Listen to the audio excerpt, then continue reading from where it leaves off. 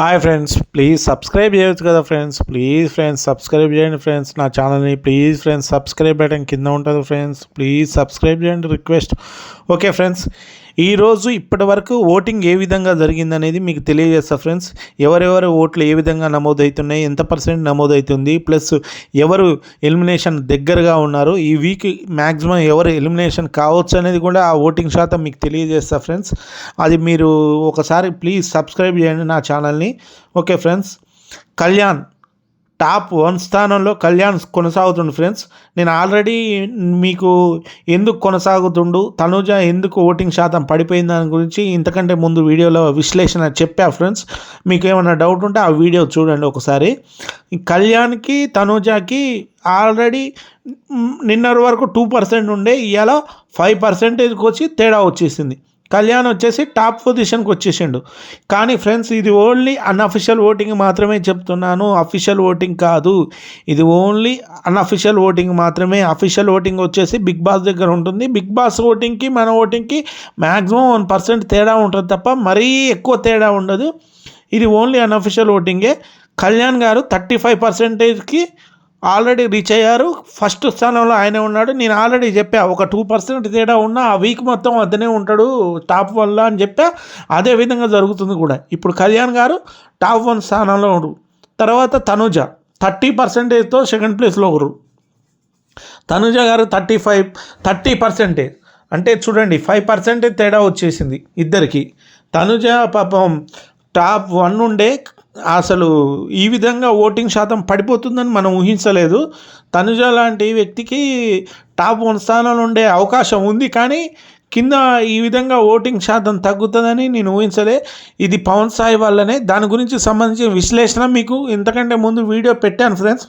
ఆ వీడియో చూస్తే తనుజకు ఓటింగ్ శాతం ఎందుకు తగ్గింది అనేది మీకు అర్థమైపోతుంది. క్లియర్గా చెప్పా. తర్వాత ఇమానియల్ అంటే కళ్యాణ్కి తనుజకి దరిదాపుల్లో కూడా వీళ్ళు లేరు. మిగతా వాళ్ళు దరిదాపులో కూడా లేరు. అసలు వీళ్ళు దరిదాపులో కూడా లేరు ఫ్రెండ్స్. ఇమానియల్ వచ్చేసి 7.50. ఇమానియల్ ఓటింగ్ వచ్చేసి 7.50. ఈయనకు దారుణంగా ఓటింగ్ పడిపోయింది. ఇంతకుముందన్న 12, 13, 14, 15 అట్లుండే. ఈ వీకు దారుణంగా పడిపోయింది ఇమానియల్ ఓటింగ్. 7.50కి వచ్చింది ఇమానియల్ ఓటింగ్. చూడండి, ఈయన కూడా డేంజర్ జోన్లో ఉన్నట్టే లెక్క. 750 అంటే 8% కంటే కింద ఉన్న వాళ్ళందరూ డేంజర్ జోన్లో ఉన్నట్టే ఫ్రెండ్స్. ఎవరినైనా ఎలిమినేట్ చేయొచ్చు బిగ్ బాస్. ఎందుకంటే వాళ్ళకు వచ్చే ఓటింగు మనకు వచ్చే ఓటింగ్కు 1% తేడా ఉంటుంది. అది ఎక్కువ ఉండొచ్చు, తక్కువ ఉండొచ్చు, మేబీ చెప్పలేం. కానీ 1% మాత్రమే తేడా ఉంటుంది. ఎందుకంటే మీకు పోయినసారి కూడా చెప్పా, ఎవరు ఎలిమినేట్ అవుతారా అన్నారు. వాళ్ళే ఎలిమినేట్ కావడం జరిగింది. మీకు ఓటింగ్ శాతంతో సహా చెప్పడం జరిగింది. తర్వాత భరణి, పాపం భరణి గారికి మెగా ఫ్యాన్ ఓట్లు పడతాయని అందరం ఊహించినాం, కానీ ఆయన ఓటింగ్ అనేది జరగట్లేదు. మెగా ఫ్యాన్స్ ఓటింగు నాగేంద్రబాబు గారు వచ్చిన తర్వాత భరణి గారు ఓటింగ్ అమాంతం పెరుగుతుంది. మేబీ టాప్ 1 స్థానంలో కూడా రావచ్చు అని అనుకున్నాం, కానీ భరణి గారికి ఓటింగ్ చాలా తగ్గిపోయింది. ఈయన కూడా డేంజర్ జోన్లో ఉన్నట్టే ఫ్రెండ్స్. ఎందుకంటే ఈయన ఓటింగ్ వచ్చేసి 6% అంటే ఊహించుకోండి. ఈయన కూడా డేంజర్ జోన్లో ఉన్నట్టే. మన కాడ ఉన్న లెక్కలకి బిగ్ బాస్ లెక్కలకు 1% తేడా ఉంటుంది. ఇది unofficial voting. Bharani garu voting వచ్చేసి 6%. అంటే ఓటింగ్ చాలా తగ్గిపోయింది.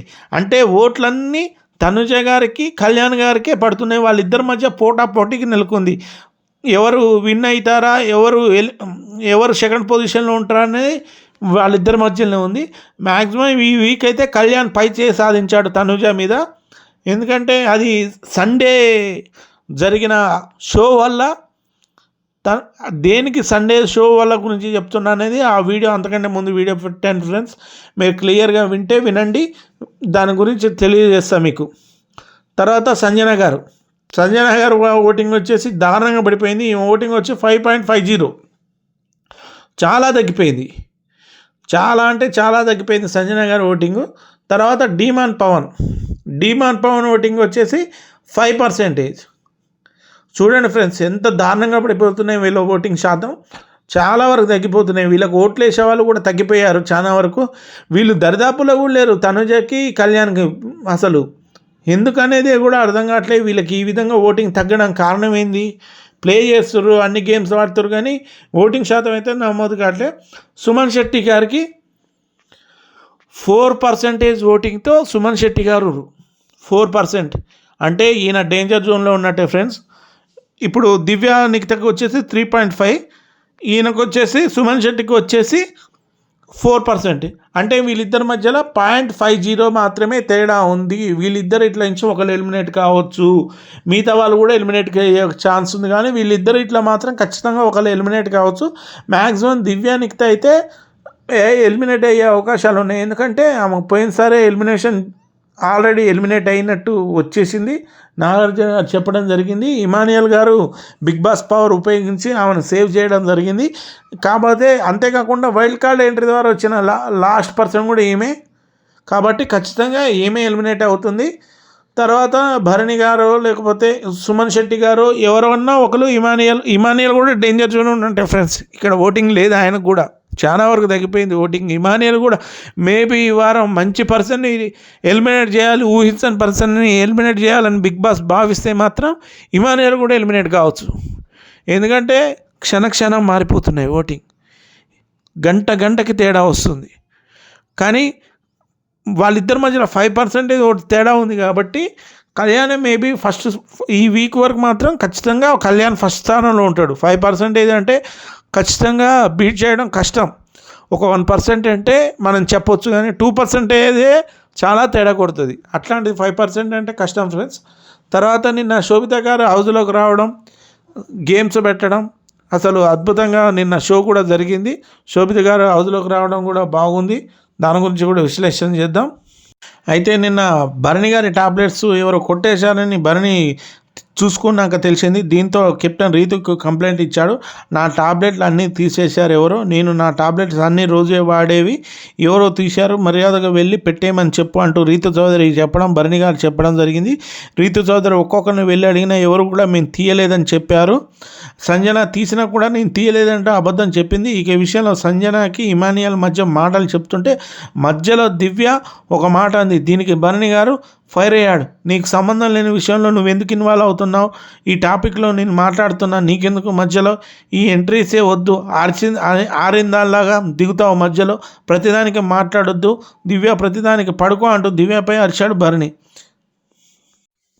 దివ్య కూడా నువ్వు నన్ను ఏదో అన్నావు అనుకుంటూ దివ్య కూడా బాగా ఫైర్ అయింది. దానికి భరిన ఆరిందాకంటే పెద్ద మనిషిలాగా నువ్వు ప్రతి విషయంలో ఎంటర్ అవుతావు అని చెప్పి నేను అన్నా తప్ప వేరే విషయం కాదంటే, ప్రతి విషయం ఏంది అక్కడ మీకు సంబంధం లేదు, మీరు అక్కడ ఆర్గ్యుమెంట్లో లేరు కదా. నేను ఇమానియల్తో మాట్లాడుతున్నా, ఇమానియల్ సంజన మధ్య జరుగుతున్న డిస్కషన్లో నేను ఇమానియల్కి చెప్తున్నా, మీ విషయంలో నేను చెప్పట్లే కదా, మీరెందుకు మీకు అంత కోపం అంటే, లేదు నువ్వు మధ్యలో రావద్దు, అసలు నీకేమో సంబంధం, ప్రతిదానికి మధ్యలో వస్తావు, ప్రజలు మాట్లాడుతున్నావు అని చెప్పి భరణి ఫైర్ అయ్యాడు. మీకు సంబంధం లేని విషయంలో మీరు జోక్యం చేసుకోవద్దండి. దివ్య కూడా గట్టిగా ఫైర్ అయింది. దీనికి ఇమానియల్ లాస్ట్కి అన్నాడుగా గట్టిగా అరిచి, అన్న నువ్వు పండుకో, నీకు సంబంధం లేదు నువ్వు పండుకో అని చెప్పి ఏమని అనడం.